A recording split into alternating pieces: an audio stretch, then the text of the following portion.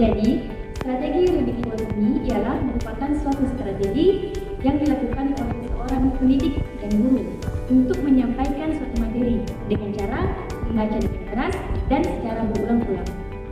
Dengan bertujuan untuk membantu siswa lebih lancar membaca, memahami dari bacaan tersebut, serta meningkatkan artikulasi dan pronunciation. Nah, mau tahu lanjutannya? Simak video berikut.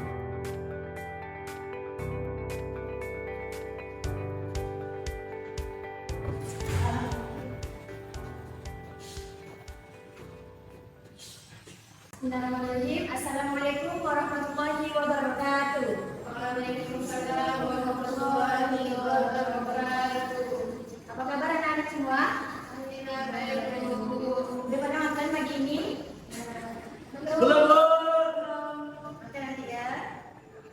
Baiklah, sebelum Ibu mulai pembelajaran kita pada hari ini, alangkah baiknya kita berdoa terlebih dahulu.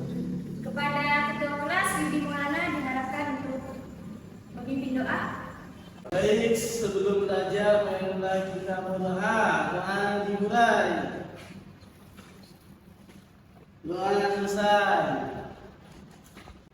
Baik, sebelum kita mulai, Ibu mau absen dulu kehadiran kalian pada pembelajaran pada hari ini.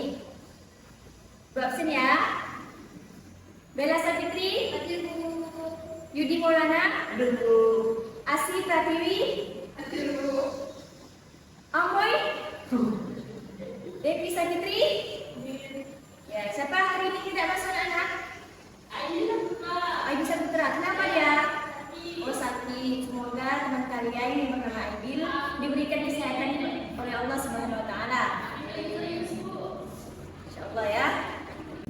Baik anak-anak, ada yang tahu nggak hari ini kita mau belajar apa? Ya, hari ini kita belajar tentang hukum tajwid, yaitu bab qalqalah. Ada yang tahu qalqalah itu apa? Yudi? Tahu. Ya. Belum jelas. Qalqalah.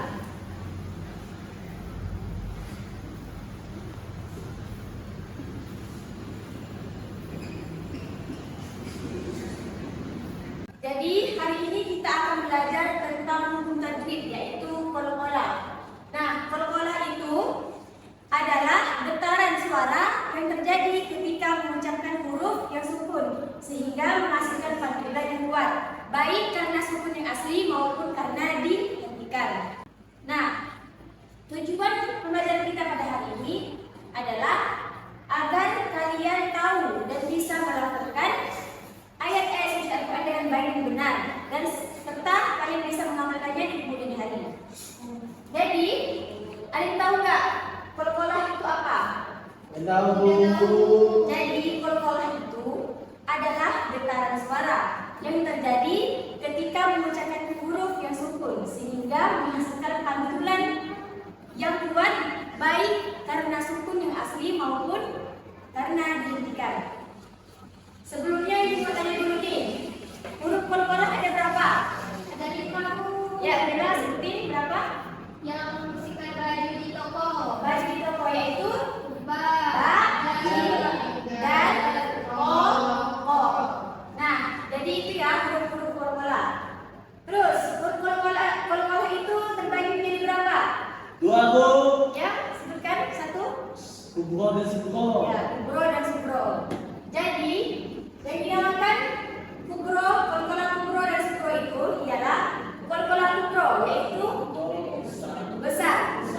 Kenapa dibilang qalqalah kubro? Karena dia pantulannya besar. Kemudian qalqalah subro.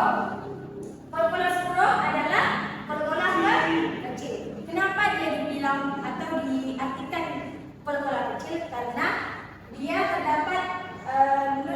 terdapat huruf mati yang pada di tengah. Kalau di tengah, dia berada di tengah, itu namanya qalqalah subro. Kalau dia berada di akhir, itu namanya qalqalah kubro. Nah, di sini Ibu akan membagikan kalian sebuah teks yang dimana teks tersebut berisikan surah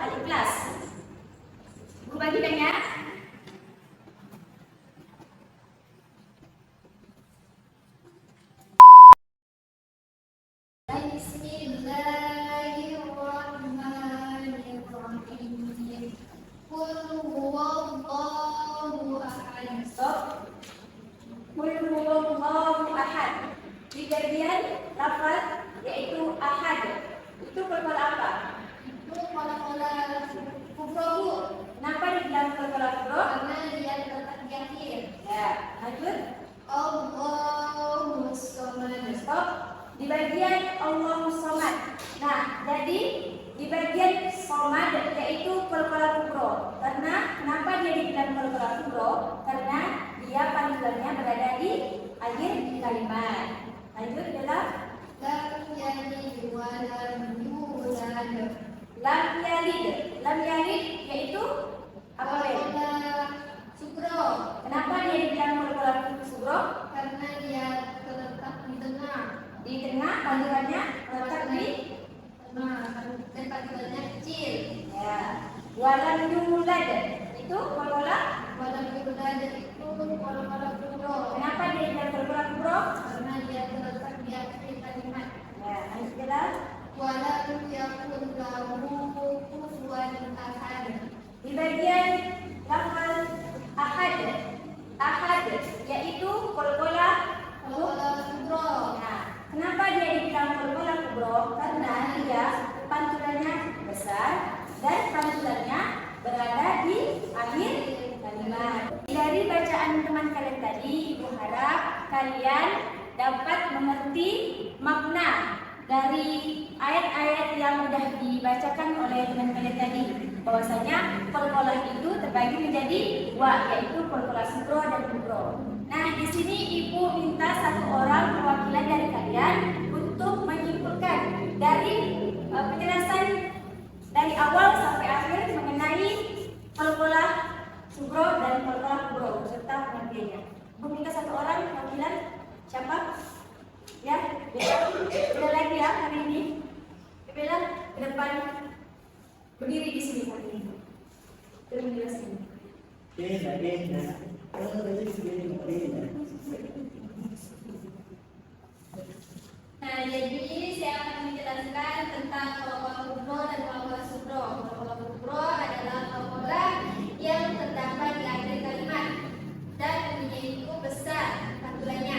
Sedangkan kol-kola sugro itu terletak di tengah kalimat dan pantulannya itu kecil seperti tidak terdengar jelas. Sekian dari saya, kurang lebihnya mohon maaf. Ya, terima kasih kepada Nak Bella. Nah, jadi dari penjelasan teman kalian tadi, Ibu sedikit menekankan dan menjelaskan lebih ulang bahwasanya kol-kola adalah getaran suara yang terjadi ketika mengucapkan huruf sukun hingga menghasilkan pantulan yang kuat, baik karena sukun yang asli maupun karena dihentikan. Nah, jadi kol-kola itu terbagi menjadi dua bagian.